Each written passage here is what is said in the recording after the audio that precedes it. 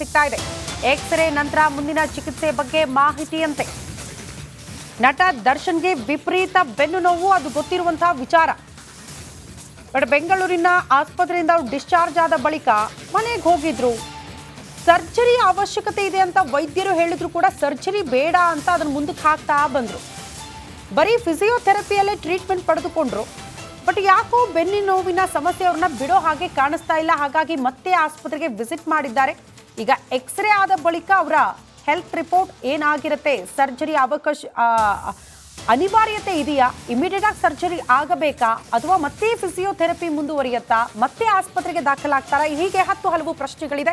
ಈ ಬಗ್ಗೆ ಮತ್ತಷ್ಟು ಡೀಟೇಲ್ಸ್ ಅನ್ನ ಕೊಡೋದಕ್ಕೆ ನಮ್ಮ ಪ್ರತಿನಿಧಿ ವಿನೋದ್ ನೇರ ಸಂಪರ್ಕದಲ್ಲಿ ಜಾಯಿನ್ ಆಗ್ತಿದ್ದಾರೆ. ವಿನೋದ್, ಬೆಂಗಳೂರಿನಿಂದ ಆರಾಮಾಗಿರ್ಬೇಕು ಅಂತ ತಮ್ಮ ನೆಚ್ಚಿನ ಮೈಸೂರಿನ ಫಾರ್ಮ್ ಹೌಸ್ಗೆ ಬಂದು ಉಳ್ಕೊಂಡ್ರು. ಬಟ್ ಯಾಕೋ ಅವ್ರಿಗೆ ಬೆನ್ನು ನೋವಿನ ಸಮಸ್ಯೆ ಮಾತ್ರ ಕಡಿಮೆ ಆದಂಗೆ ಕಾಣಿಸ್ತಾ ಇಲ್ಲ. ಆಸ್ಪತ್ರೆಗೆ ವಿಸಿಟ್ ಮಾಡಿದ್ದಾರೆ ಅನ್ನೋದ್ರ ಬಗ್ಗೆ ಮಾಹಿತಿ ಇದೆ, ಡೀಟೇಲ್ಸ್ ಅನ್ನ ಕೊಡಿ.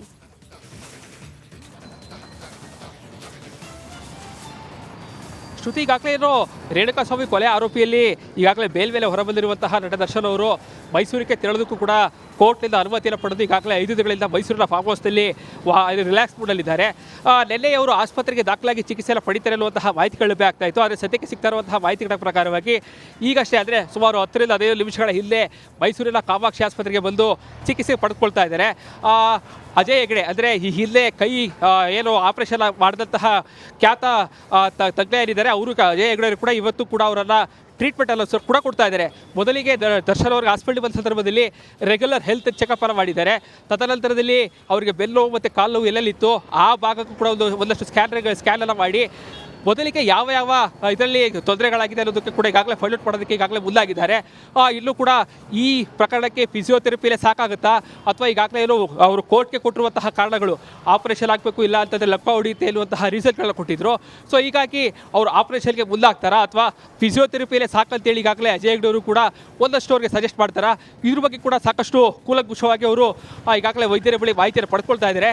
ಇಲ್ಲೂ ಕೂಡ ಸುಮಾರು ಅರ್ಧ ಗಂಟೆ 1 ಗಂಟೆಗಳ ಕಾಲ ಅವರು ಮೈಸೂರಿನ ಕಾಮಾಕ್ಷಿ ಹಾಸ್ಪಿಟಲ್ ಇರ್ತಾರೆ. ಸೊ ಹೀಗಾಗಿ ಅಲ್ಲಿ ಅವರಿಗೆ ಯಾವ ರೀತಿಯಾದಂತಹ ಟ್ರೀಟ್ಮೆಂಟ್ ಎಲ್ಲ ಕೊಡಬೇಕು, ಅಥವಾ ಇವತ್ತೇ ಆಸ್ಪತ್ರೆಗೆ ಅವರು ದಾಖಲಾಗ್ತಾರಾ, ಅಥವಾ ಆಪರೇಷನ್ ಮಾಡಿಸ್ಕೊಳ್ಳೋದಕ್ಕೂ ಕೂಡ ಇದೇ ಆಸ್ಪತ್ರೆ ಎಲ್ಲ ಮುಂದೆ ಹಿಡ್ಕೋತಾರ, ಅಥವಾ ಬೇರೆ ಆಸ್ಪತ್ರೆಯ ಸಜೆಸ್ಟ್ ತೆಗೆದುಕೊಂಡು ಅವರು ಬೇರೆ ಆಸ್ಪತ್ರೆಗೆ ಶಿಫ್ಟ್ ಆಗ್ತಾರಾ. ಇದ್ರ ಬಗ್ಗೆ ಮುಂದಿನ ಅಂದರೆ ಈಗಾಗಲೇ ಏನು ಅವರು ಟ್ರೀಟ್ಮೆಂಟ್ ತೆಗೆದುಕೊಂಡು ಹೋದ ನಂತರದಲ್ಲಿ ವೈದ್ಯರು ಕೊಡುವಂತಹ ಮಾಹಿತಿಗಳು ಈಗ ಸಾಕಷ್ಟು ಪ್ರಾಮುಖ್ಯತೆ ಪಡೆದುಕೊಳ್ಳುತ್ತೆ. ಈಗಾಗಲೇ ಕೋರ್ಟ್ಗೆ ಕೊಟ್ಟಿರುವಂತಹ ಮಾಹಿತಿಗಳ ಪ್ರಕಾರವಾಗಿ ಅವರಿಗೆ ಆಪರೇಷನ್ ಅತ್ಯಗತ್ಯ ಅಂತೇಳಿ ಹೇಳಲಾಗಿತ್ತು. ಸೊ ಹೀಗಾಗಿ ನಿಜಕ್ಕೂ ಕೂಡ ಅವರು ಆಪರೇಷನ್ಗೆ ಒಳಗಾಗ್ತಾರೆ ಅಥವಾ ಫಿಸಿಯೋಥೆರಪಿಯಲ್ಲೇ ಅವರು ಗುಣಮುಖರಾಗೋದಕ್ಕೆ ನಿರ್ಧಾರ ಮಾಡಿದ್ದಾರೆ ಅನ್ನೋದು ಕೂಡ ಈಗ ಕಾತೊಡ್ಬೇಕಾಗುತ್ತೆ. ಶ್ರುತಿ. ಓಕೆ ವಿನೋದ್, ಧನ್ಯವಾದಗಳು ತಮ್ಮೆಲ್ಲ ಮಾಹಿತಿಗೆ. ಸಿಗ್ತಾ ಇದೆ ಎಕ್ಸ್ರೇ ನಂತರ ಮುಂದಿನ ಚಿಕಿತ್ಸೆ ಬಗ್ಗೆ ಮಾಹಿತಿಯಂತೆ ನಟ ದರ್ಶನ್ಗೆ ವಿಪರೀತ ಬೆನ್ನು ನೋವು, ಅದು ಗೊತ್ತಿರುವಂತಹ ವಿಚಾರ. ಬಟ್ ಬೆಂಗಳೂರಿನ ಆಸ್ಪತ್ರೆಯಿಂದ ಡಿಸ್ಚಾರ್ಜ್ ಆದ ಬಳಿಕ ಮನೆಗೆ ಹೋಗಿದ್ರು. ಸರ್ಜರಿ ಅವಶ್ಯಕತೆ ಇದೆ ಅಂತ ವೈದ್ಯರು ಹೇಳಿದ್ರು ಕೂಡ ಸರ್ಜರಿ ಬೇಡ ಅಂತ ಅದನ್ನು ಮುಂದಕ್ಕೆ ಹಾಕ್ತಾ ಬಂದ್ರು. ಬರೀ ಫಿಸಿಯೋಥೆರಪಿಯಲ್ಲೇ ಟ್ರೀಟ್ಮೆಂಟ್ ಪಡೆದುಕೊಂಡ್ರು. ಬಟ್ ಯಾಕೋ ಬೆನ್ನಿನ ನೋವಿನ ಸಮಸ್ಯೆ ಅವ್ರನ್ನ ಬಿಡೋ ಹಾಗೆ ಕಾಣಿಸ್ತಾ ಇಲ್ಲ. ಹಾಗಾಗಿ ಮತ್ತೆ ಆಸ್ಪತ್ರೆಗೆ ವಿಸಿಟ್ ಮಾಡಿದ್ದಾರೆ. ಈಗ ಎಕ್ಸ್ರೇ ಆದ ಬಳಿಕ ಅವರ ಹೆಲ್ತ್ ರಿಪೋರ್ಟ್ ಏನಾಗಿರುತ್ತೆ, ಸರ್ಜರಿ ಅನಿವಾರ್ಯತೆ ಇದೆಯಾ, ಇಮಿಡಿಯೇಟ್ ಆಗಿ ಸರ್ಜರಿ ಆಗಬೇಕಾ, ಅಥವಾ ಮತ್ತೆ ಫಿಸಿಯೋಥೆರಪಿ ಮುಂದುವರಿಯುತ್ತಾ, ಮತ್ತೆ ಆಸ್ಪತ್ರೆಗೆ ದಾಖಲಾಗ್ತಾರಾ, ಹೀಗೆ ಹಲವು ಪ್ರಶ್ನೆಗಳಿದೆ. ಈ ಬಗ್ಗೆ ಮತ್ತಷ್ಟು ಡೀಟೇಲ್ಸ್ ಅನ್ನ ಕೊಡೋದಕ್ಕೆ ನಮ್ಮ ಪ್ರತಿನಿಧಿ ವಿನೋದ್ ನೇರ ಸಂಪರ್ಕದಲ್ಲಿ ಜಾಯಿನ್ ಆಗ್ತಿದ್ದಾರೆ. ವಿನೋದ್, ಬೆಂಗಳೂರಿನಿಂದ ಆರಾಮಾಗಿರ್ಬೇಕು ಅಂತ ತಮ್ಮ ನೆಚ್ಚಿನ ಮೈಸೂರಿನ ಫಾರ್ಮ್ ಹೌಸ್ಗೆ ಬಂದು ಉಳ್ಕೊಂಡ್ರು. ಬಟ್ ಯಾಕೋ ಅವ್ರಿಗೆ ಬೆನ್ನು ನೋವಿನ ಸಮಸ್ಯೆ ಮಾತ್ರ ಕಡಿಮೆ ಆದಂಗೆ ಕಾಣಿಸ್ತಾ ಇಲ್ಲ. ಆಸ್ಪತ್ರೆಗೆ ವಿಸಿಟ್ ಮಾಡಿದ್ದಾರೆ ಅನ್ನೋದ್ರ ಬಗ್ಗೆ ಮಾಹಿತಿ ಇದೆ, ಡೀಟೇಲ್ಸ್ ಅನ್ನ ಕೊಡಿ.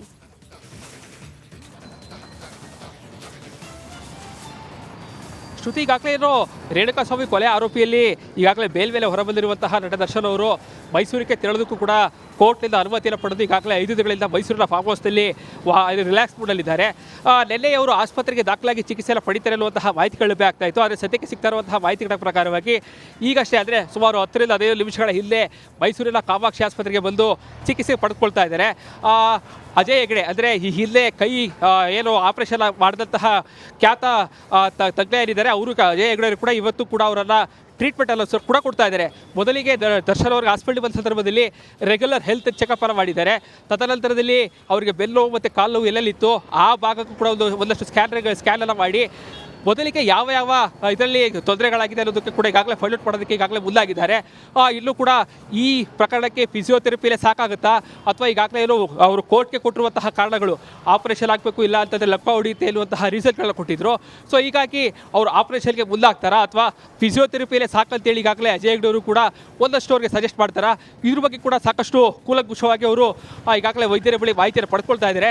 ಇಲ್ಲೂ ಕೂಡ ಸುಮಾರು ಅರ್ಧ ಗಂಟೆ 1 ಗಂಟೆಗಳ ಕಾಲ ಅವರು ಮೈಸೂರಿನ ಕಾಮಾಕ್ಷಿ ಹಾಸ್ಪಿಟಲ್ ಇರ್ತಾರೆ. ಸೊ ಹೀಗಾಗಿ ಅಲ್ಲಿ ಅವರಿಗೆ ಯಾವ ರೀತಿಯಾದಂತಹ ಟ್ರೀಟ್ಮೆಂಟ್ ಎಲ್ಲ ಕೊಡಬೇಕು ಅಥವಾ ಇವತ್ತೇ ಆಸ್ಪತ್ರೆಗೆ ಅವರು ದಾಖಲಾಗ್ತಾರಾ ಅಥವಾ ಆಪರೇಷನ್ ಮಾಡಿಸ್ಕೊಳ್ಳೋದಕ್ಕೂ ಕೂಡ ಇದೇ ಆಸ್ಪತ್ರೆಯೆಲ್ಲ ಮುಂದೆ ಹಿಡ್ಕೋತಾರಾ ಅಥವಾ ಬೇರೆ ಆಸ್ಪತ್ರೆಯ ಸಜೆಸ್ಟ್ ತೆಗೆದುಕೊಂಡು ಅವರು ಬೇರೆ ಆಸ್ಪತ್ರೆಗೆ ಶಿಫ್ಟ್ ಆಗ್ತಾರಾ.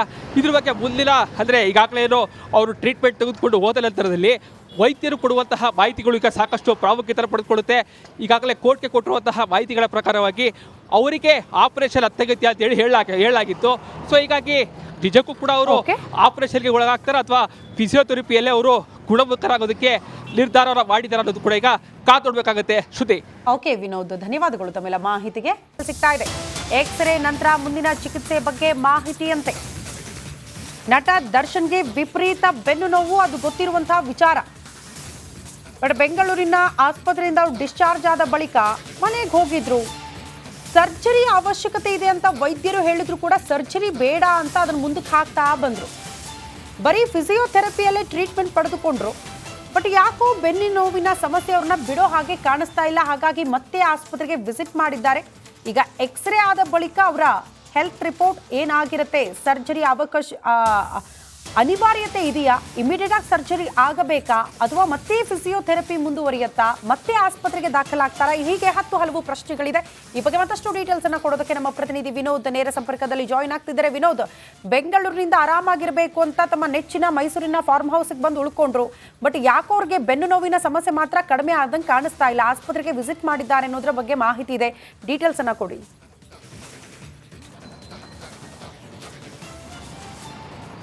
ಶ್ರುತಿ, ಈಗಾಗಲೇ ಏನು ರೇಣುಕಾಸ್ವಾಮಿ ಕೊಲೆ ಆರೋಪಿಯಲ್ಲಿ ಈಗಾಗಲೇ ಬೇಲ್ ಮೇಲೆ ಹೊರಬಂದಿರುವಂತಹ ನಟ ದರ್ಶನ್ ಅವರು ಮೈಸೂರಿಗೆ ತೆರಳೋದಕ್ಕೂ ಕೂಡ ಕೋರ್ಟ್ನಿಂದ ಅನುಮತಿಯನ್ನು ಪಡೆದು ಈಗಾಗಲೇ 5 ದಿನಗಳಿಂದ ಮೈಸೂರಿನ ಫಾರ್ಮ್ ಹೌಸ್ನಲ್ಲಿ ರಿಲ್ಯಾಕ್ಸ್ ಮೂಡಲ್ಲಿದ್ದಾರೆ.